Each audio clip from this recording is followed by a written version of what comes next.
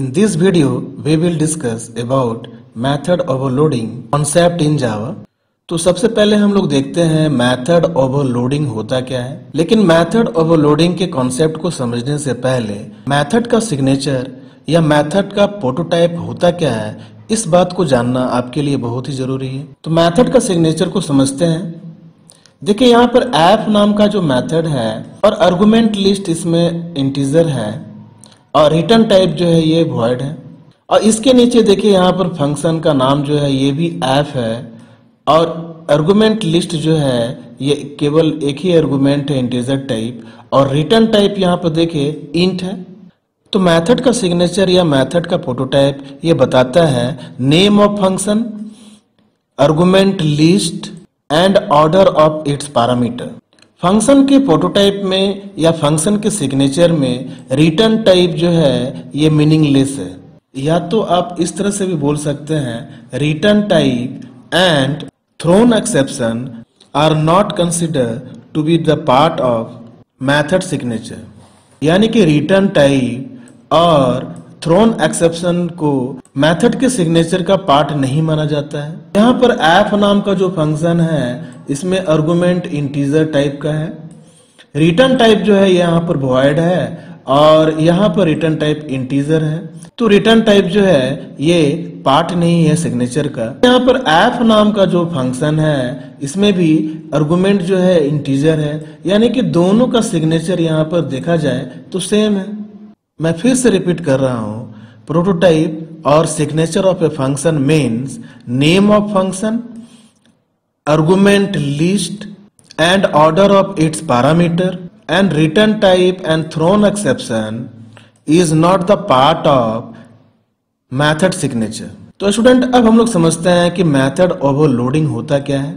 तो यहाँ देखिए बॉक्स नाम का एक क्लास बनाया जा रहा है, इसमें डेटा मेंबर जो है लेंथ है एंड विड्थ है और यहाँ पर बॉक्स नाम का फंक्शन भी बनाया जा रहा है। अगर फंक्शन और क्लास का नेम अगर सेम होता है तो ये कंस्ट्रक्टर है। स्टूडेंट मैंने पिछले वीडियो में कंस्ट्रक्टर एंड डिस्ट्रक्टर के बारे में बताया था। अगर आप उस वीडियो को नहीं देख पाए हैं तो प्लीज आप उस वीडियो को देख लीजिएगा। मैं आई बटन में उस वीडियो का लिंक मैं दे दूंगा। यहाँ पर देखिए बॉक्स नाम का फिर से फंक्शन बनाया जा रहा है जो कि कंस्ट्रक्टर है और इसमें दो आर्गुमेंट है, इंटीजर x और इंटीजर y।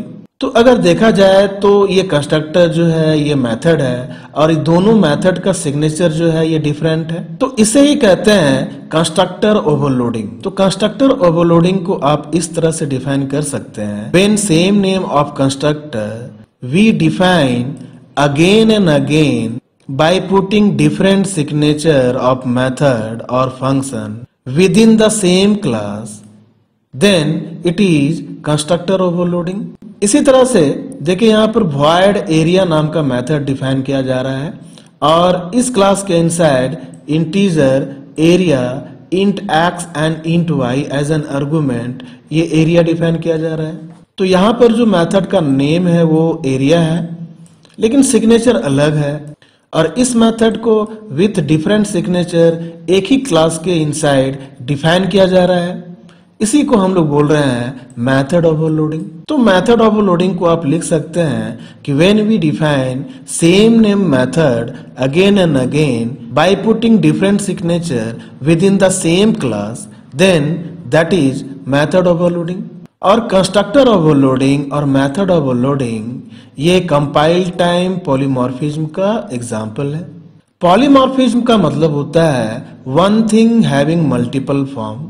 तो जिस तरह से कंस्ट्रक्टर जो है ये मल्टीपल फॉर्म में रखा गया है, एरिया जो है ये मल्टीपल फॉर्म में रखा गया है with in the same class, इसीलिए इसे हम बोल रहे हैं मेथड ओवरलोडिंग और ये कंपाइल टाइम पॉलीमॉर्फिज्म है। तो मेथड ओवरलोडिंग के कॉन्सेप्ट को चलिए इस प्रोग्राम के थ्रू समझते हैं।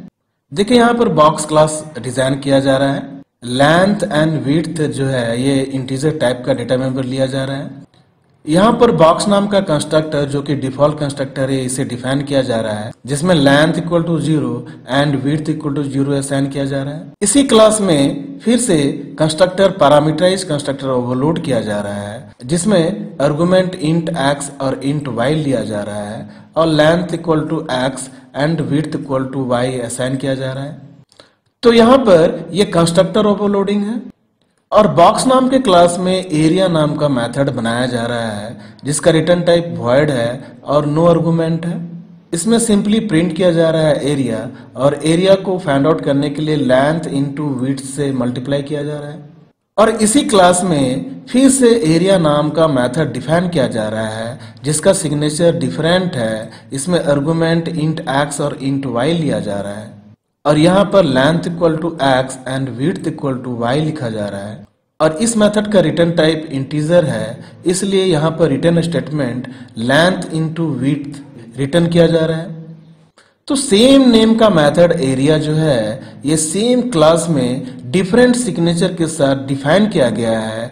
इसी को हम लोग बोलते हैं मेथड ओवरलोडिंग कॉन्सेप्ट। और ये कंपाइल टाइम पॉलीमॉर्फिज्म का एग्जांपल है। यहाँ पर क्लास टेस्ट डिजाइन किया जा रहा है जिसमें मेन मेथड के इनसाइड बॉक्स नाम का क्लास का ऑब्जेक्ट बनाया जा रहा है, ऑब्जेक्ट वन जो है ये डिफॉल्ट कंस्ट्रक्टर के हेल्प से बन रहा है, इसीलिए लेंथ में 0 और विड्थ में भी 0 होगा। तो यहाँ पर एरिया जो है हमें मिलेगा 0। फिर से obj1 डॉट एरिया मेथड को कॉल किया जा रहा है और यहाँ से आर्गुमेंट 4 और 5 पास किया जा रहा है। तो एरिया जो मिलेगा 4 5 जा 20 ये R में स्टोर हो जाएगा और यहाँ पर एरिया को यानी R को देखा जा रहा है तो यहाँ रिजल्ट मिलेगा 20। तो चलिए इसे पहले सेव करते हैं, फिर इसे कंपाइल करते हैं। देखिए कंपाइलेशन सक्सेसफुली हो चुका है।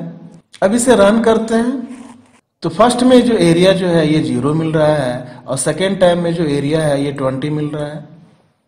अब यहाँ ऑब्जेक्ट 1 जो है अगर इसे डिफॉल्ट कंस्ट्रक्टर के हेल्प से क्रिएट किया जाए तो एरिया जो है हमें मिलेगा 0 और ऑब्जेक्ट 2 जो है अगर ये पैरामीटराइज कंस्ट्रक्टर के हेल्प से क्रिएट किया जाए तो लेंथ में 100 और विड्थ में 20 असाइन हो जाएगा। तो यहाँ पर ऑब्जेक्ट 2 के हेल्प से एरिया मेथड को अगर कॉल किया जाए तो एरिया हमें मिलेगा 100 इंटू 20 मीन्स 2000।